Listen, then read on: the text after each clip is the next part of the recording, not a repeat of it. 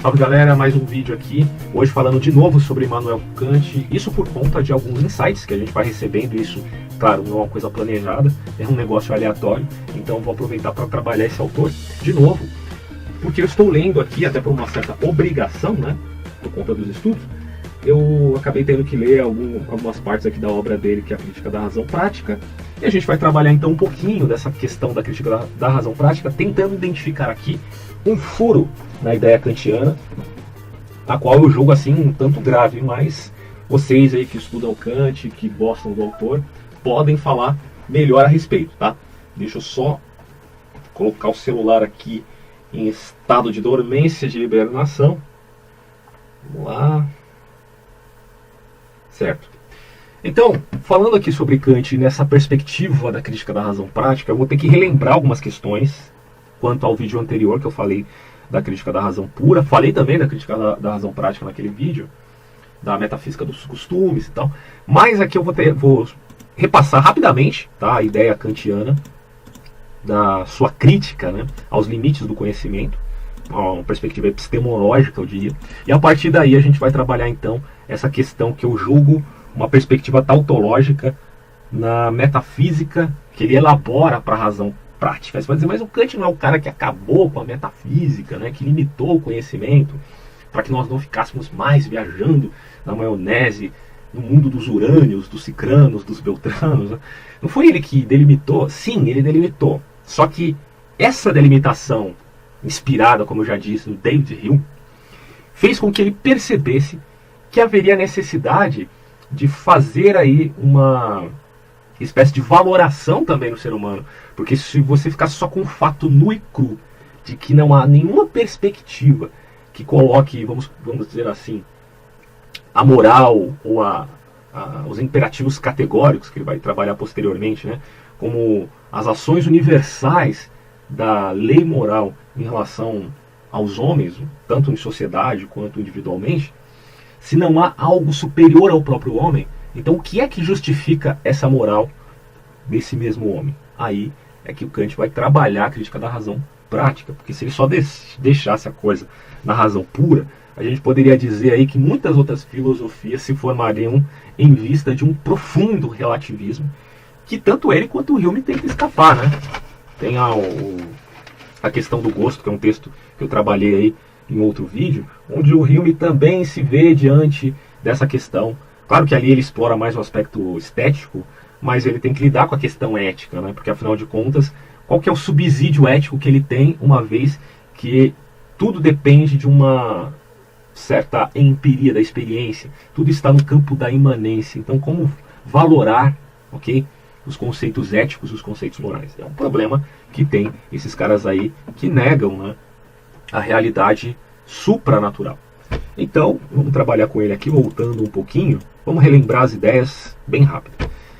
Metafísica questionada. Vamos colocar a metafísica resumindo como Deus, liberdade e imortalidade da alma, ou Deus, mundo, mundo no sentido do todo, ok? E a imortalidade da alma. Há uma incompatibilidade com as ciências físicas e matemáticas. O método observa avaliar mediante uma crítica os limites do conhecimento desta metafísica aqui. Então, metafísica, resumindo, é isso. Aí, quando você vai verificar no Kant, ele vai trabalhar as questões relativas ao aspecto a priorístico e a questão da perspectiva posterior, que tem a ver com o empirismo. A priorística tem os sintéticos também. Então, você pode ter uma razão a priori, um entendimento, um conhecimento a priori puro ou impuro.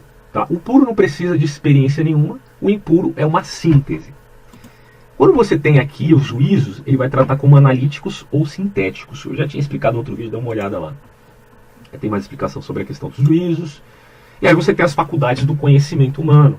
Essas faculdades trazem à tona, então, aquilo que a gente pode conhecer do mundo. Sensibilidade. Ele vai dizer que são a priori, são formas puras de intuição sensível.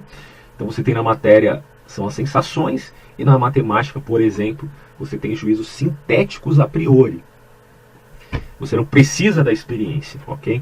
No entendimento, você tem os conceitos puros, com base nas duas categorias. Então, na matéria, a sensação ordenada no espaço-tempo, e ele dá um exemplo aqui do esquema que eu trabalhei, que são os juízos sintéticos a priori, né, na física. E você tem também a questão da razão, as formas puras, que aí a crítica vai justamente a uma razão que está além do fenômeno. Eu digo isso por quê?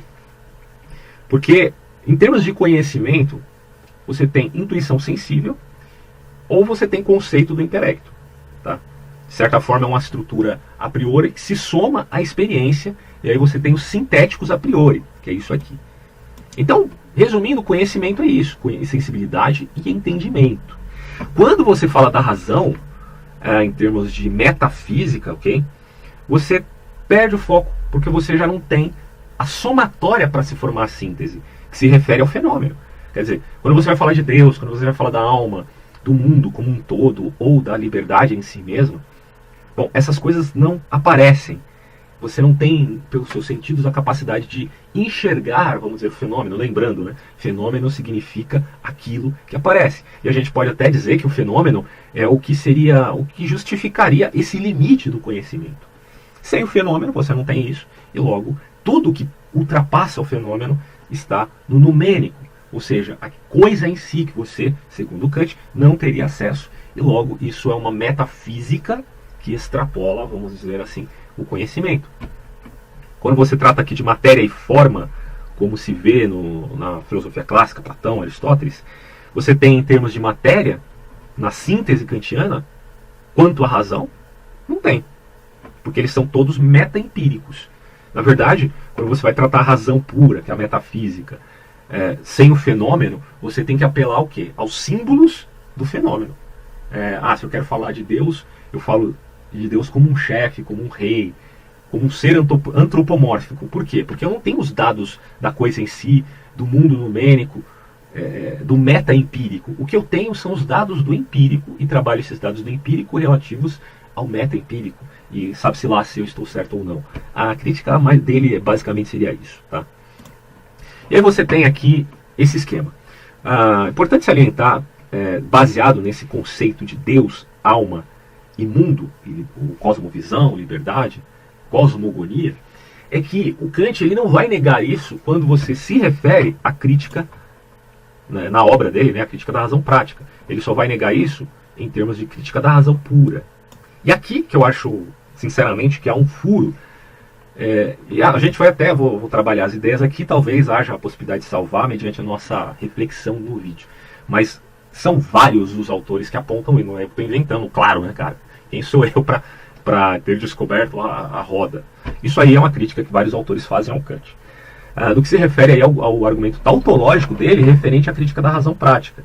Porque se ele disse, na razão pura, que é impossível, certo? Você tomar como provável, veja a diferença entre o que é possível e o que é provável. O que é possível pode existir. O que é provável pode existir e pode ser provado, certo? Kant vai dizer, é possível existir Deus e existir uma alma imortal. Só que não é provável, isso segundo Kant, na crítica da razão pura ele explica isso.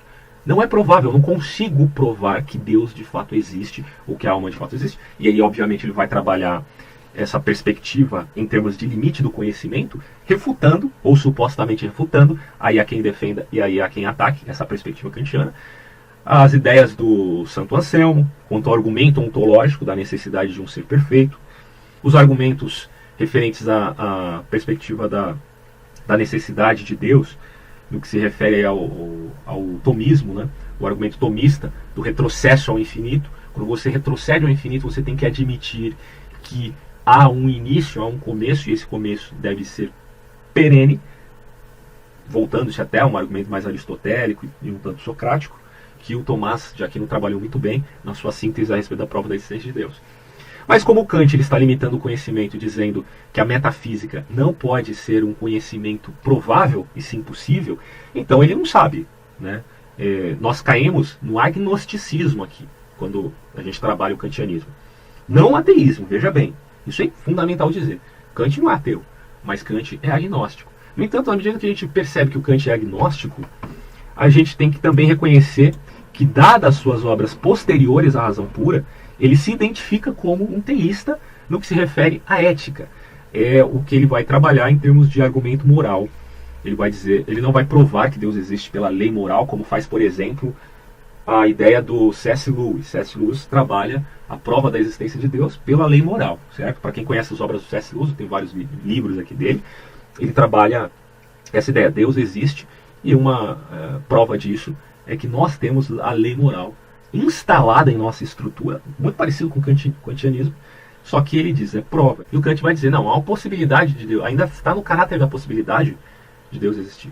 E é esse o grande problema do Kant, que vai nos levar ao que eu poderia chamar aí de tautologia, que é isso aqui, ó. Engraçado que veio até a calhar, né, esse símbolo do infinito, que representa bem o que é uma tautologia, certo? Porque é um argumento redundante, é uma petição de princípio, né, que cai aqui, ó. Dever, Deus é alma, supremo bem e dever. Eu vou explicar isso ainda, tá? O vídeo, eu esqueci de cronometrar aqui para não ficar demorando muito no vídeo, mas vamos lá. Vamos tratar um pouco dessas ideias de Deus, alma e mundo, para ficar mais claro aí, para que você entenda. Bom, primeiro, há uma diferença entre conceito e ideia para Kant, tá? Porque os objetos da razão pura são limitados pelo fenômeno. Então, você pode ter um conceito intelectual que se refere aqui ao entendimento, que são os elementos formais das 12 categorias que estão claramente expostas aqui. Categoria da qualidade, da modalidade, da relação, da contiguidade. Isso aqui, meus caros, se refere ao que o Kant vai dizer que são sínteses a priorísticas. Está na estrutura do ser, na estrutura do homem.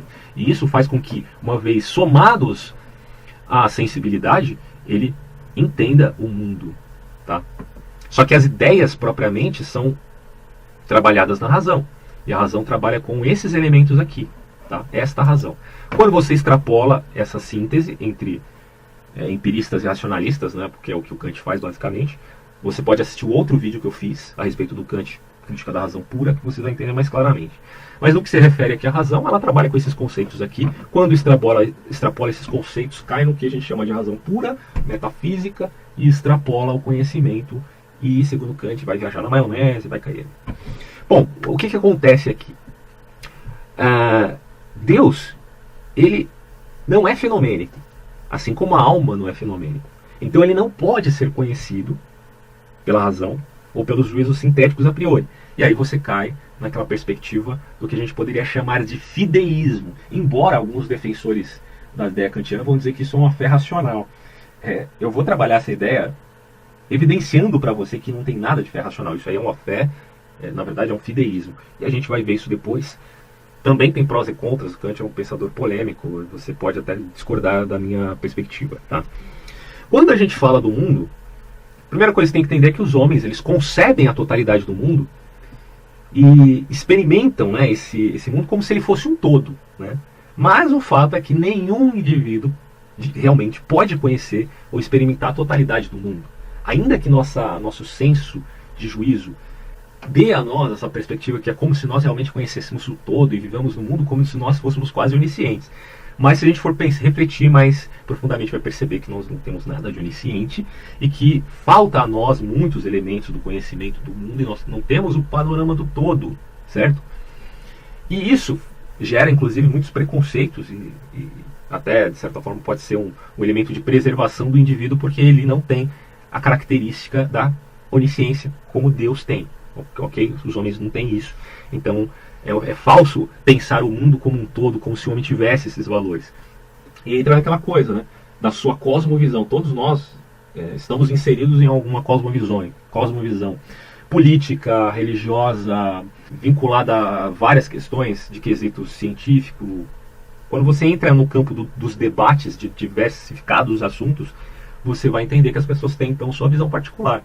Só que a grande verdade é que nós não temos acesso a todas as informações para fazer uma síntese adequada da realidade. Isso não significa que você não deva buscar a realidade. Uma coisa é você ser incapaz de conhecer toda a realidade. Outra coisa é você deixar de buscar a realidade, porque aí você já cai no niilismo, que leva, portanto, a um relativismo.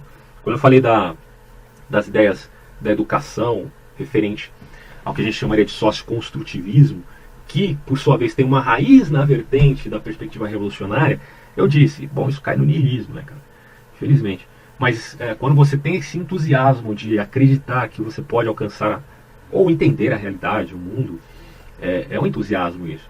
No entanto, você também conhece o fator da imprevisibilidade e não pode negar esse fator, porque se você nega, aí você cai no que a gente poderia chamar de, né, véu de fumaça, enfim, que impede que você enxergue, né, a realidade em si, acredite apenas numa idealização sua. Você cai no idealismo, de certa forma seria isso.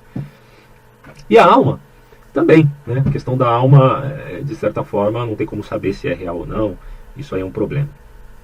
Só que a grande questão kantiana é que a ética ela não depende de empirismo ou puro racionalismo no sentido dogmático para que ela seja realizada no mundo. Porque se ela dependesse disso, aí seria um problema para o kantianismo, já que ele está negando já de antemão a prova, né, de que essas coisas realmente existem. Porque se você não pode provar...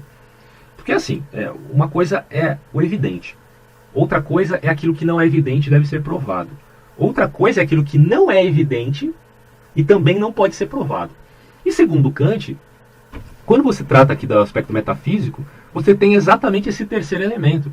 Quer dizer, o argumento ontológico vai dizer, não, Deus é evidente.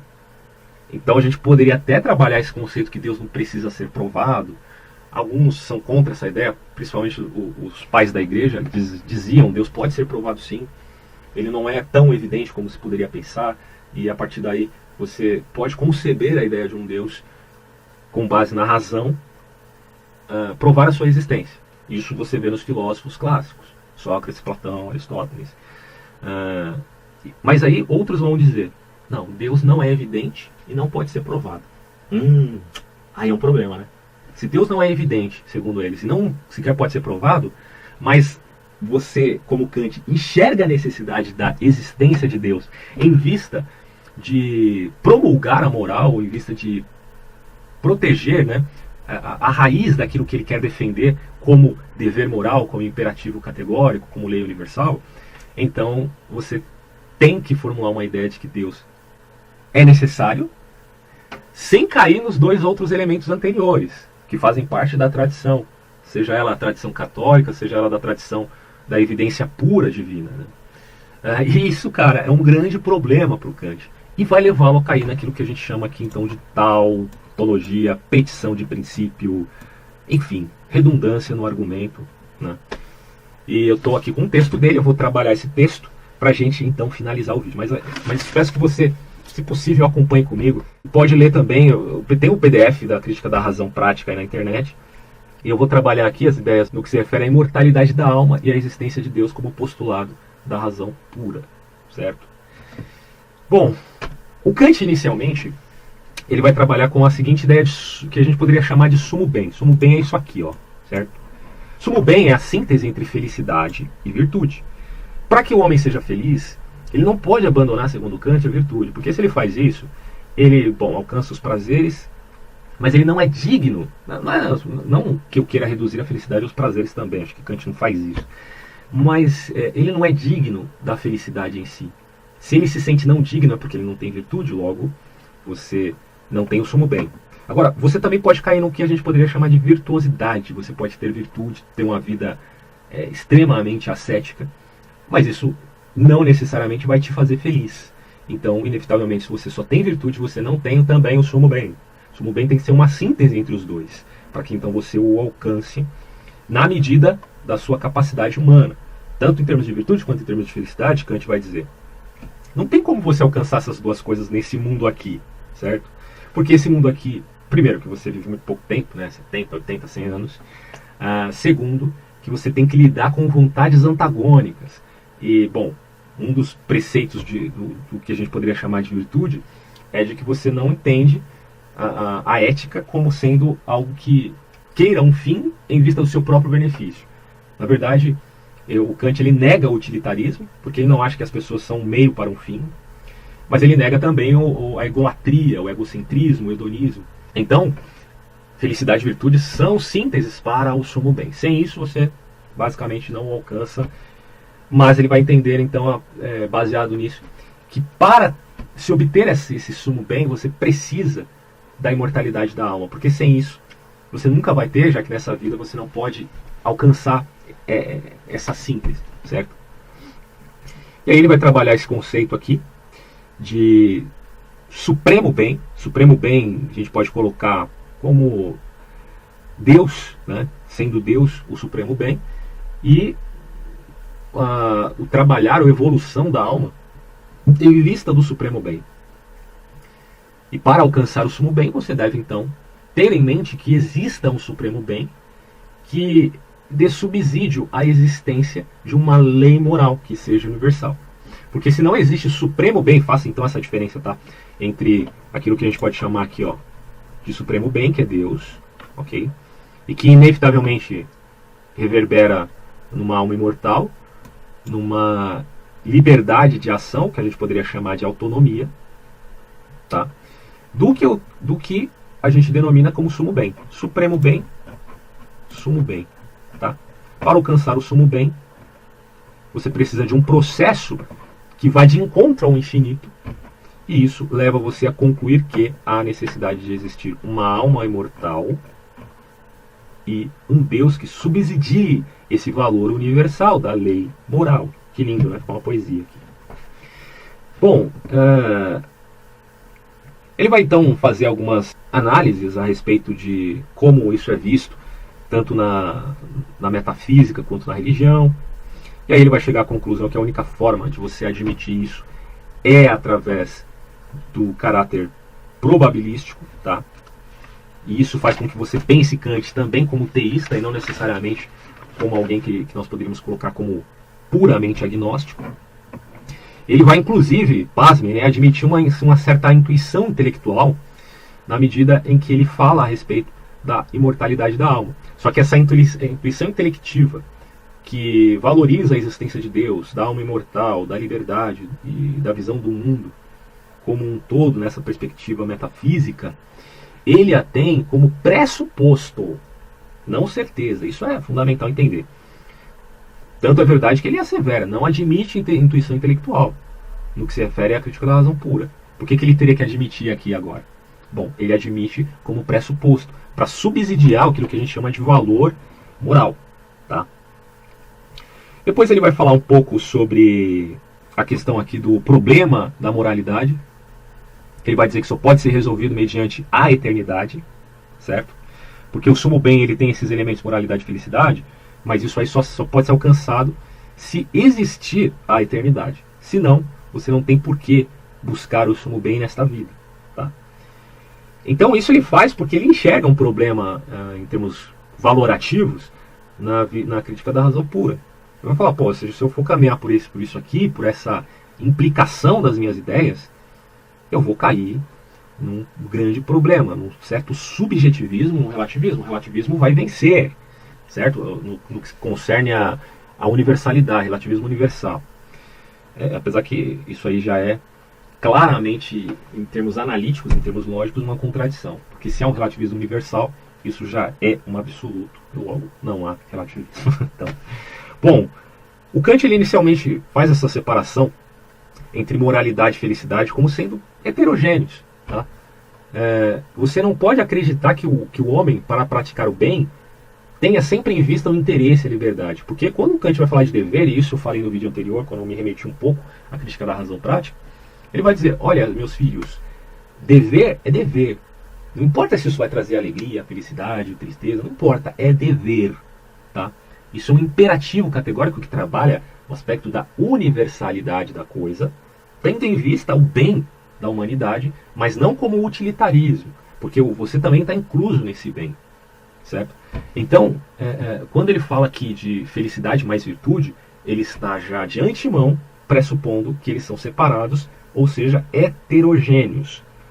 Mas quando ele vai trabalhar a crítica da razão prática, tendo em vista uma metafísica que não seja a metafísica dos clássicos, que trabalha essa perspectiva meta-empírica, ele vai então trabalhar uma metafísica dos costumes. Ele vai dizer, olha, em termos éticos e na subjetividade do homem, Deus pode ser sim tido como real. E na verdade, a ideia é que acreditar em Deus, mais do que uma questão de subsídio lógico para a crença em um sumo bem, é uma questão até de moralidade. Pessoas que não creem em Deus, segundo Kant, pelo menos é isso que eu entendi do texto, são imorais. São imorais. Aí você fica desdenhando, né, daquela ideia do Ivan Karamazov, no livro dos irmãos Karamazov, sei lá, Quando o Ivan, ele não fala essa frase efetivamente, mas a ideia de todo o discurso do Ivan Karamazov, que era um ateu, que tinha um irmão, que era o Alyosha, que por sua vez era um cristão, super piedoso, e tinha outro irmão também, que era, sem querer dar spoiler, né, tinha mais os dois irmãos, mas enfim. Um outro irmão mais velho, que era um cara mais mundano, né, naquela perspectiva meio do Dostoiévski. E o Ivan vai dizer, ó, sem Deus tudo é permitido, né? Ou pelo menos ele vai dar essa ideia no discurso dele. Sem Deus, no final das contas, em síntese, é isso, é permitido, tudo é permitido. Porque sem Deus você não tem o sumo bem, e Kant entende isso claramente, né? Que no final das contas você não tem como justificar o sumo bem sem a existência do supremo bem. Se não há supremo bem, por que cargas d'água deveria haver sumo bem?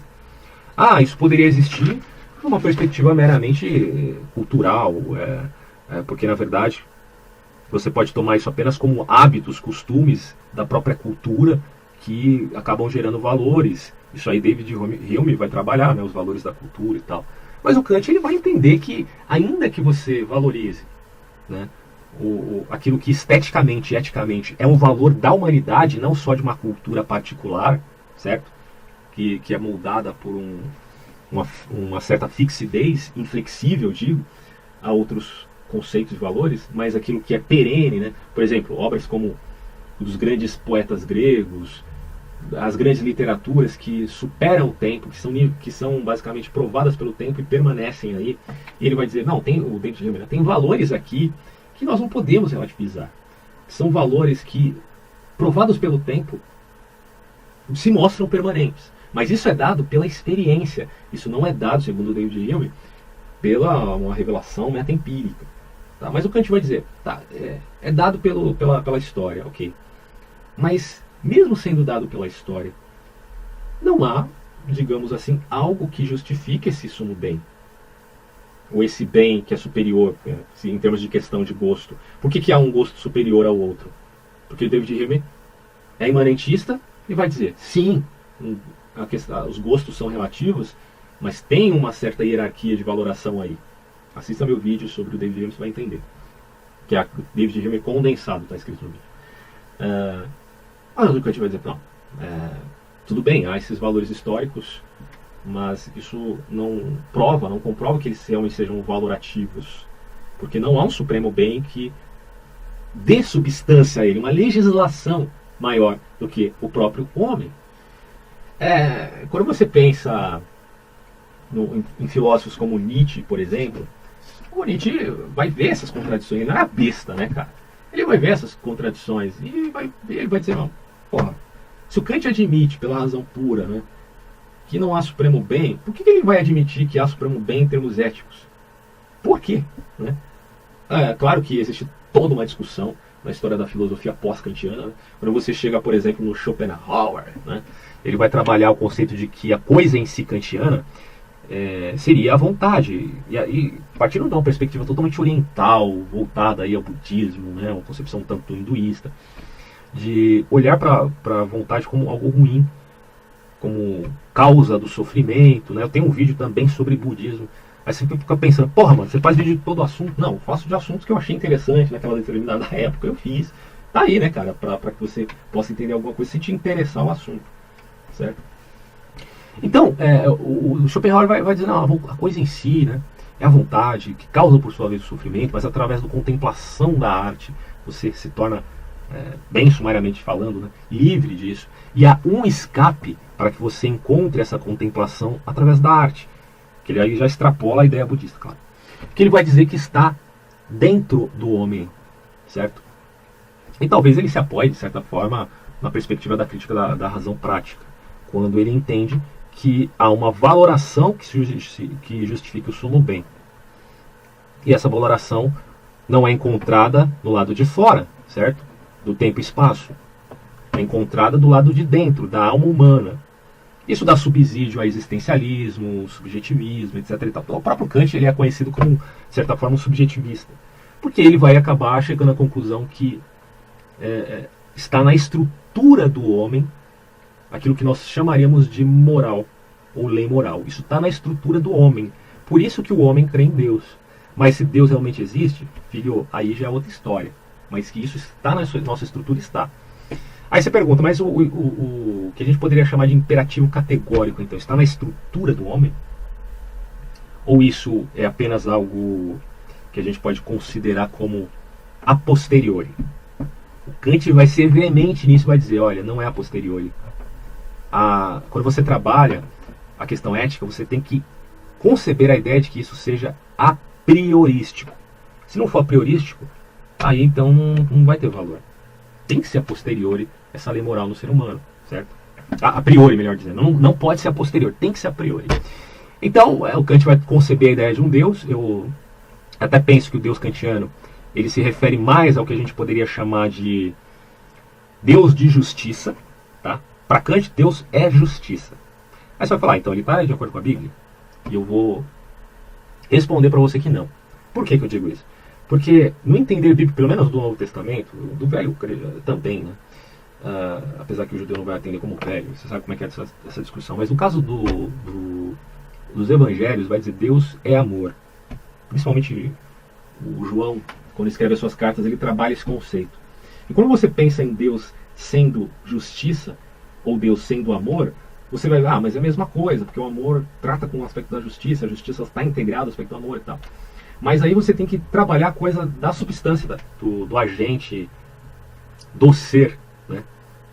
Numa linguagem um tanto parmenídica, né? Um tanto heideggeriana. Qual que é a substância do ser? Bom, não tem como a gente saber qual a substância do ser, a não ser que o ser se revele em relação à sua própria substância. Subentende-se que ele se revelou ali na Bíblia, certo? E que a revelação demonstra que a substância do ser é o amor incondicional. Isso a Bíblia afirma. Mas a condição, porque senão o cara vai para o inferno e tal, não sei o quê. Esse é um debate enorme, né?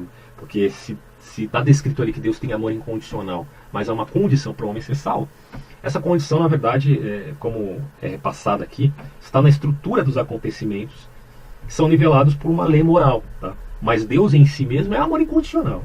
Ele vai te amar se você for para o inferno, entendendo o inferno de uma perspectiva também um pouco diferenciada, porque a gente pode pensar o inferno tanto alegoricamente como literalmente, né? Você sabe disso. Eu prefiro pensar o inferno como uma alegoria da separação de Deus, do homem e de Deus. Quando o homem é separado de Deus, e Deus é a essência da vida, o que você vai chegar à conclusão? Que você está no inferno, que você não está no lugar inferior, porque o lugar superior sempre será em Deus.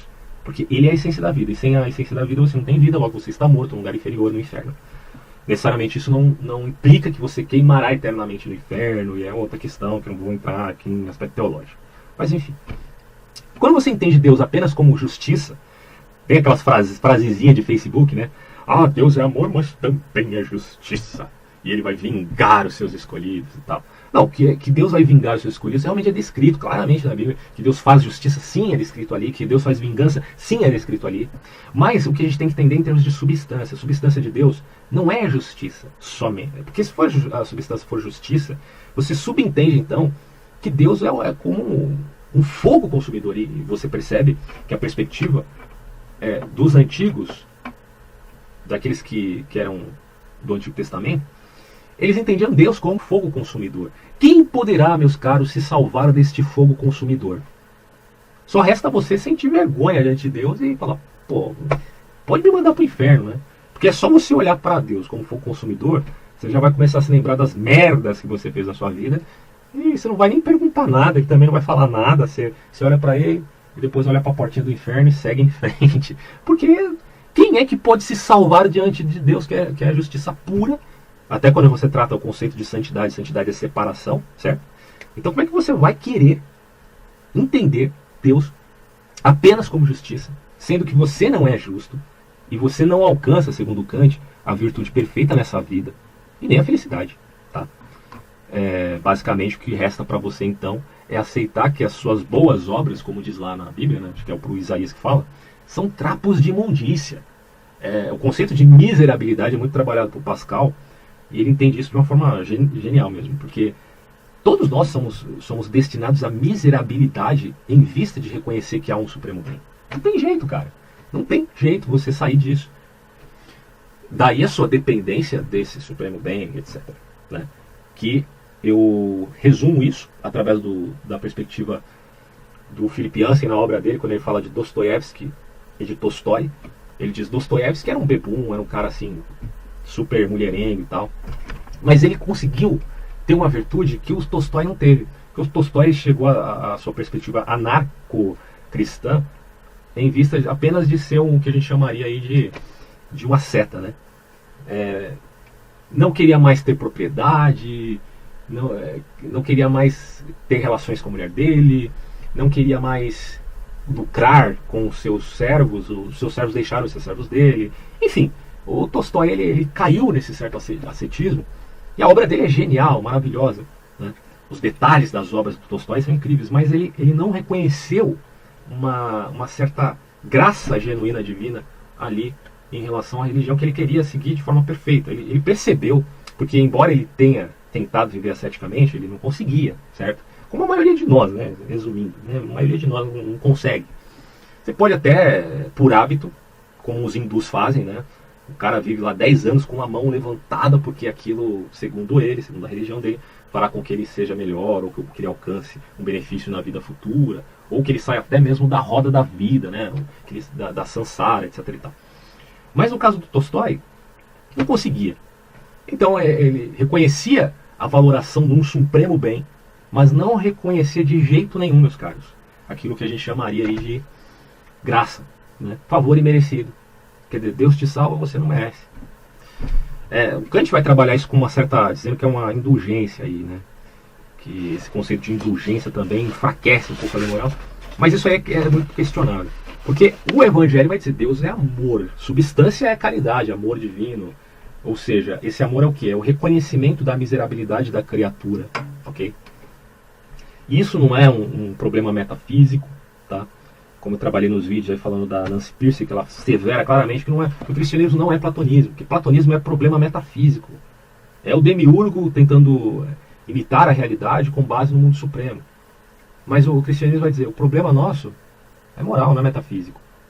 E diante de um problema moral, a única coisa que se espera de Deus não é uma exigência total do homem para que ele seja virtuoso e tal. Obviamente que Deus espera que nós sejamos honestos na vida, né? Com certeza. Mas ele sabe da nossa condição de miséria e oferece a nós a graça, porque a salvação então não depende de nós, depende dele. Essa é uma prescrição cristã, só estou explicando para você. Tá? Dependendo se você é católico ou evangélico, isso aí é o que o Paulo explica. A doutrina cristã paulina é isso. Nós não podemos alcançar ou praticar a lei de Deus, porque uma hora ou outra a gente vai ser pego na transgressão de algum mandamento, porque são 613, acabei de pecar aqui falando palavrão. 613. Você não vai, uma ou outra você vai cair, cara, não tem jeito. Então, o que eu entendo disso? Que definir Deus só como justiça, como faz Kant aqui de certa forma, só uma interpretação minha, enfim, sujeita à contestação, impede que você encontre um elemento mais da humanidade. Eu estou falando de humanismo aqui, eu estou falando de um caráter que nos faz reconhecer como seres humanos, né? Que é a nossa miserabilidade. E que daí a gente precisa dessa gratuidade de Deus, entendendo, portanto, que Deus é amor incondicional em termos de substância, e a partir daí, tanto a justiça quanto os outros valores, né, relativos a ela e relativos ao amor, estão circunscritos, gravitando naquela substância que é o amor divino, certo? Um exemplo claro disso, para que você entenda mais fácil, é quando você pensa numa mãe com um filho preso, né? Ela entende racionalmente que o filho errou porque está preso, deve ter cometido um crime, mas ela não deixa de ir lá, pelo menos a maioria, né? Sempre tem exceção, mas enfim. Ela não deixa de ir lá no presídio, visitar o cara, etc. Você sabe como é que é. É mais ou menos isso que eu quero dizer aqui com essa ideia. Então, o Kant, tendo essa perspectiva de reconectar o felicidade com a virtude, ele vai chegar à conclusão de que só pode ser reconectado se a alma for imortal e se nós caminharmos ao infinito para progredir cada vez mais em termos de moral. E isso já foge completamente da perspectiva cristã, porque ele era um cristão pietista, se não me engano, mas obviamente que ele rompe com o cristianismo, isso é uma coisa clara quando você lê a obra do Kant. E essa questão de progressão ao infinito me lembra muito, não sei se vocês concordam, tá? Mas o que se vê no Espiritismo. O Espiritismo ele trabalha com essa coisa de evolução cósmica, embora o Kant não vai se referir aqui, pelo menos até onde eu li o Kant, ele não fala nada de reencarnação. Mas ele está dizendo que a alma ela tem uma substância perene, ele admite como pressuposto, lembrando, intuição intelectual ele não admite, ele só admite intuição sensível, que é isso aqui, tá? Isso aqui é intuição sensível dentro do espaço-tempo. Mas ele admite intuição intelectiva em termos éticos simplesmente para justificar a moral. Isso como pressuposto. O que faz eu entender que Kant era um agnóstico teísta, tá? Se você não concorda com isso, se explique, porque para mim a única forma de explicar o Kant é esse, é dessa maneira. É um agnóstico por causa da razão pura, mas é teísta por causa da razão prática. Basicamente seria isso. Bom, em Kant, se a gente for observar bem nesse esquema, Deus seria apenas uma espécie de preenchimento da lacuna imposta pela implicação desfavorável da lógica interna da crítica da razão pura. Por quê? Veja esse esqueminha que eu fiz aqui brevemente. Você tem o dever. E os valores relativos ao dever, porque é o dever que impõe, certo? Em termos de estrutura do ser humano subjetiva, tá? Porque a Revolução Copernicana lembrem, tá? É isso aqui, ó. Vamos lá, vou voltar aqui para te mostrar. Fica bem claro, meus caros amigos.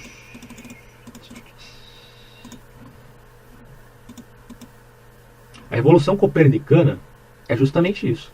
Kant considera que não é o sujeito que, conhecendo, descobre as leis do objeto, mas sim, ao contrário, que é o objeto, quando é conhecido, que se adapta às leis do sujeito, que o recebe cognoscitivamente.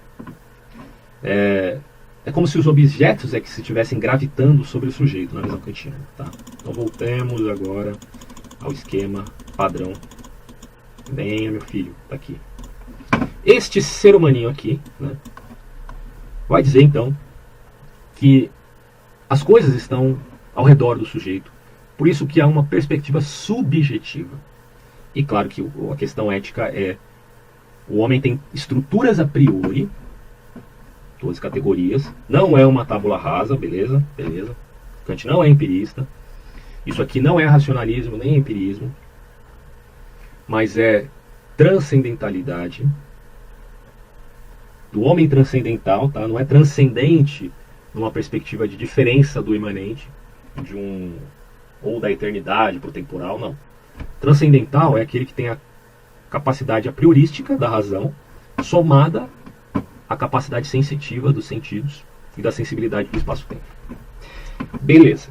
Então, você tem a concepção de Deus aqui, na subjetividade. Por isso que eu me remeti ao Schopenhauer, né? A subjetividade humana tem aquela condição de escape a conhecer a coisa em si. Está dentro do homem, não está fora do homem, certo? Por que querer provar Deus empiricamente? Não dá, cara. Ele não é fenômeno. Deus não é fenômeno, a alma não é fenômeno, a liberdade não é fenômeno. Então, como que esses idiotas ateus vão querer pedir, diria Kant, né, para se provar Deus empiricamente se ele não é fenômeno? Onde que está o fenômeno Deus? Quer dizer, onde que está Deus aparecendo para você provar que ele existe? Não dá. Só que é aquela coisa. Você também, se você não consegue provar Deus, nem a alma imortal, me diga como você consegue provar a mente, porque a mente você também não vê. Ah, mas a mente é substrato do cérebro. Ok, mas me prova então a consciência em relação à mente. É substrato do cérebro. Tá, mas como que é esse mecanismo? Me explica. Porque você não vê, você não tem aquilo, a coisa aparecendo. Então Kant vai admitir. Bom, a coisa em si existe, certo? Mas provar, na verdade assim, a coisa em si existe, mas dizer o que ela é, aí não tem como dizer. Vou dizer o que é a consciência, dizer o que é Deus, ou se é realmente Deus no sentido... Porque quando eu coloco Deus, obviamente, é num ser pessoal, é uma perspectiva cristã. Mas se a gente for pensar Kant, ele certamente vai admitir que existe alguma coisa superior à imanência. Isso é óbvio. Isso aí, claro que ele admite, né?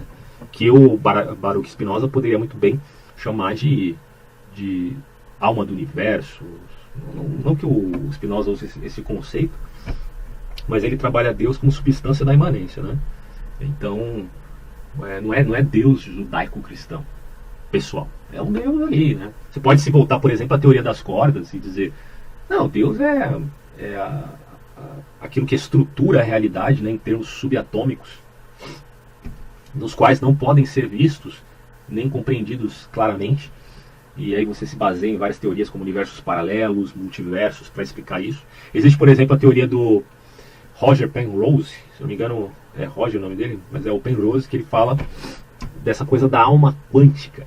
Isso não tem nada a ver com misticismo, o cara é um físico e ele tem uma associação com um neurocientista, eu esqueci o nome dele agora, e os dois fazem esse trabalho há mais de 20 anos para entender a alma como sendo quântica. E isso aí é uma polêmica enorme, né, cara? Porque entender o pensamento, ou ser a consciência, vamos resumir assim como alma, sendo quântico, faz com que você pense, então, que essa alma possa perdurar além da estrutura do cérebro. O que explicaria, segundo ele, em termos aí de resultados, né, medicinais, por exemplo, quando a pessoa ela está dopada, ela está em coma, esse neurocientista vai falando da questão dos microtubos. Existem microtubos no neurônio que é ali onde a ação quântica age, gerando, portanto, o pensamento. Então, o cérebro, os neurônios orquestram essa manifestação quântica e geram aí uma certa individualidade. Isso cai muito na questão oriental, né? Foge um pouco da perspectiva judaico-cristã de uma transcendentalidade. Mas não deixa de ser interessante. Você pode buscar e procurar mais informações na internet. Mas o fato é que há essa subjetividade, ok? E na medida que há essa subjetividade no ser humano, é através dela e nessa estrutura que você entende a ética sempre de forma a priorística. No entanto, ainda assim, você tem um argumento tautológico, porque Deus não é provável no sentido de ser provado, é só possível.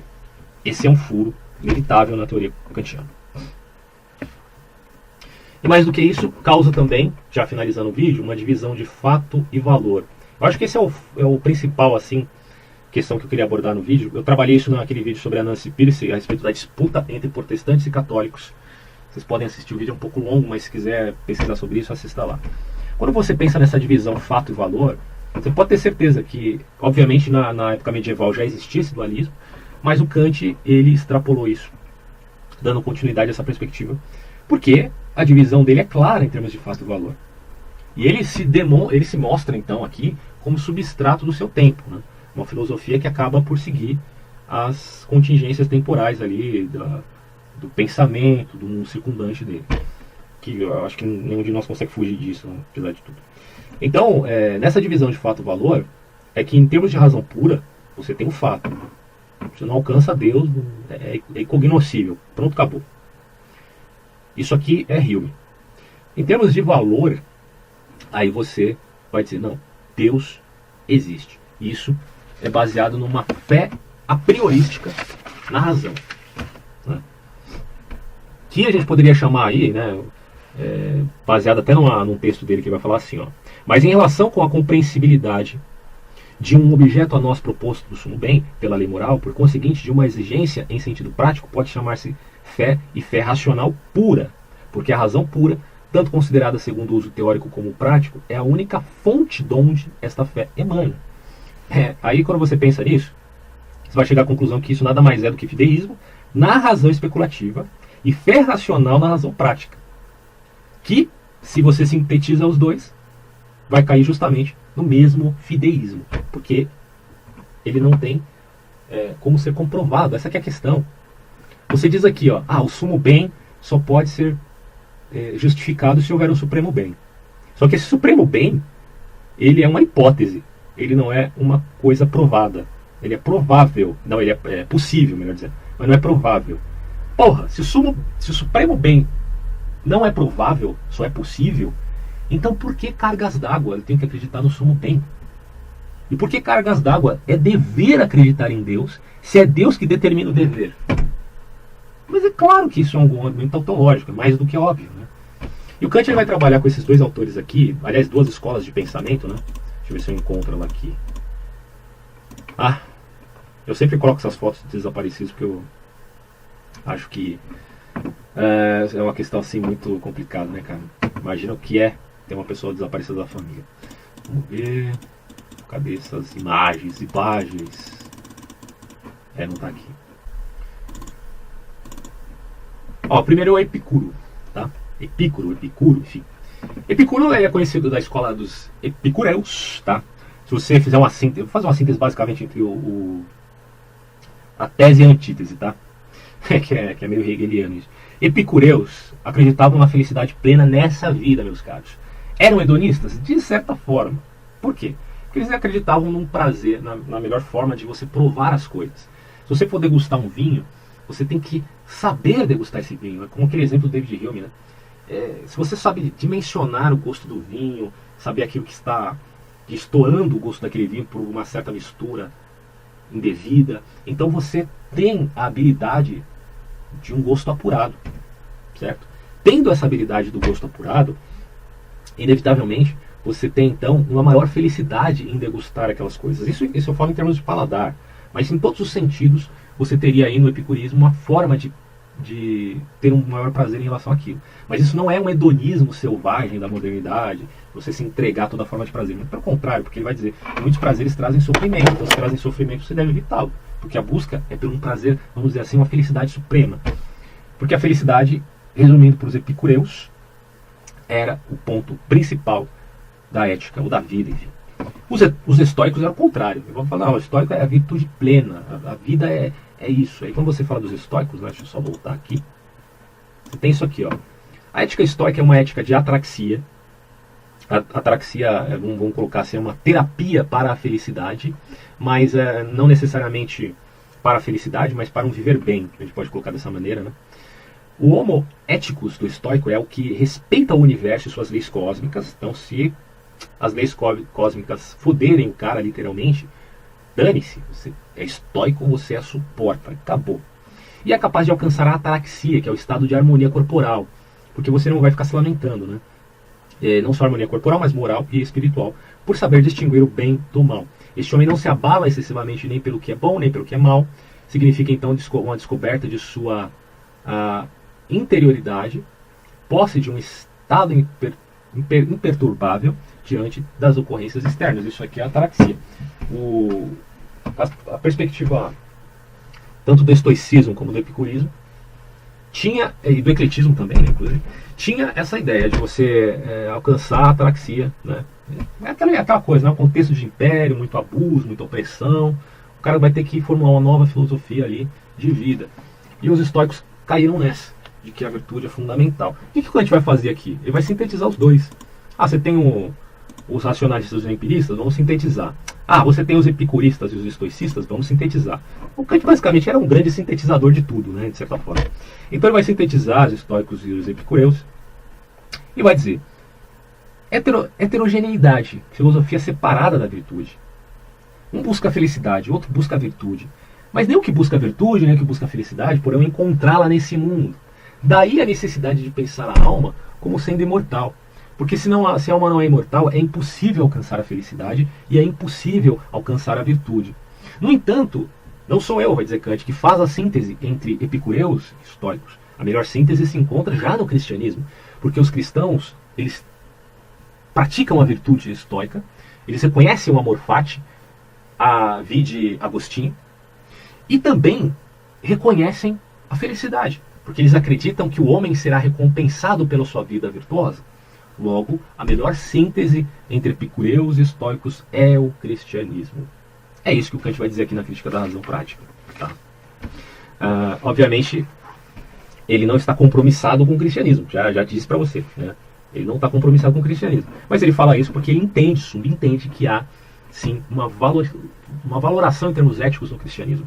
O que muitos críticos vão dizer que Kant simplesmente fez uma separação drástica entre a sua teologia e a sua moral. Então o cristianismo é aceito no aspecto moral, né? Aceito numa perspectiva assim, numênica, de fato, mas despojado da sua perspectiva, digamos assim, mítica. Quando você pega Rudolf Bultmann e esses pensadores que tiram os mitos e as supostas fábulas da Bíblia em vista de separar o que é real, histórico, do que é mito e fábula, eles são muito kantianos nisso. Porque basicamente é o que o Kant fazia, porque o Kant não pode aceitar a existência de milagres, assim como o David Hume não pode aceitar a existência de milagres. Essas coisas são, né, frutíferas da cabeça humana, revelação, essas coisas, não, a gente desconsidera isso aí.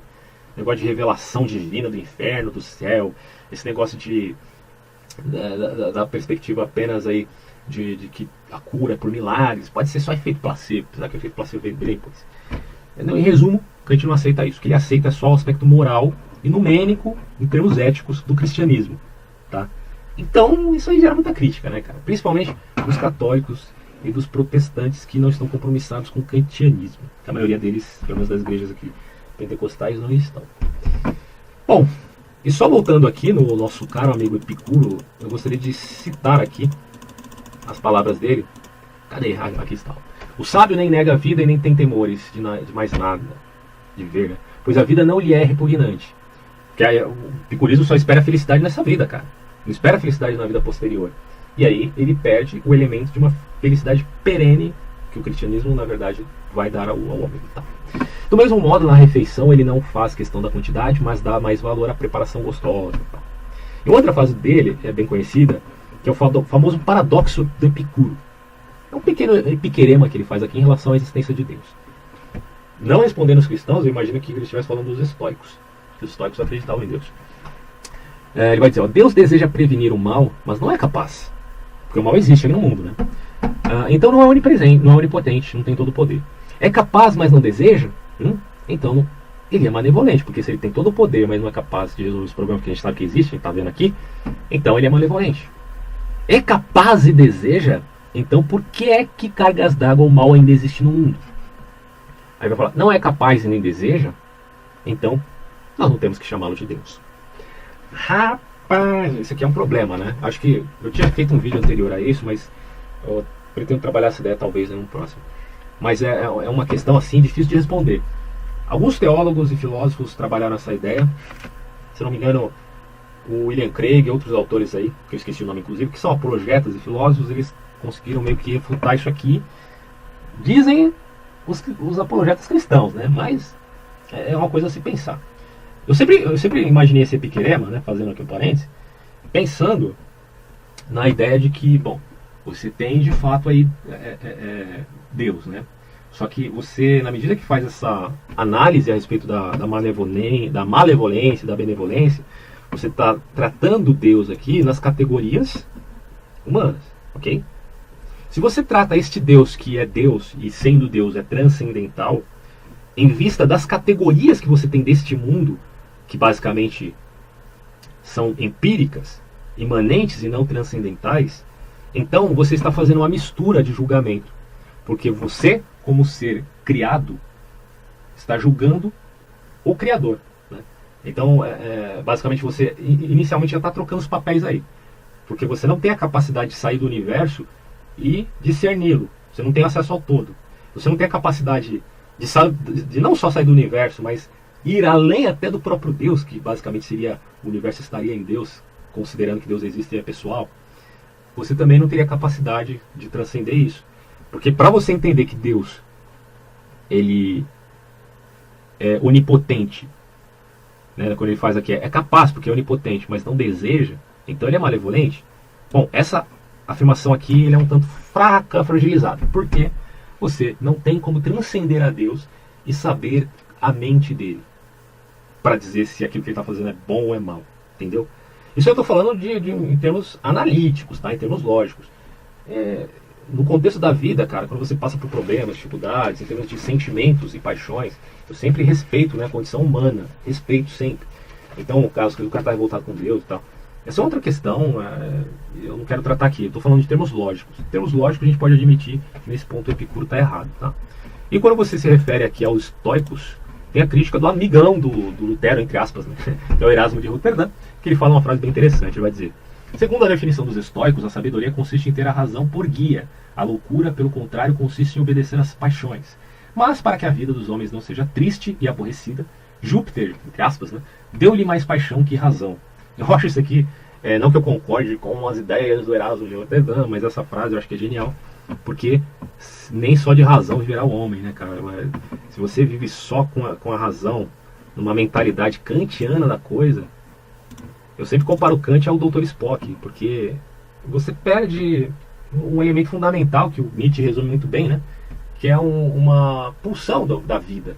O homem não é só razão, ele também tem pulsões, tem instintos. Eu pretendo inclusive fazer um vídeo trabalhando os 4 discursos aristotélicos com base na obra do Olavo de Carvalho. Eu acho que vai ser bem interessante para a gente saber um pouco das dimensões do discurso humano, né? e por conseguinte trabalhar um pouco de entender o que é realmente o ser humano, em todo esse arsenal filosófico que acaba oprimindo, né? Se você for tentar viver kantianamente, você vai se sentir oprimido.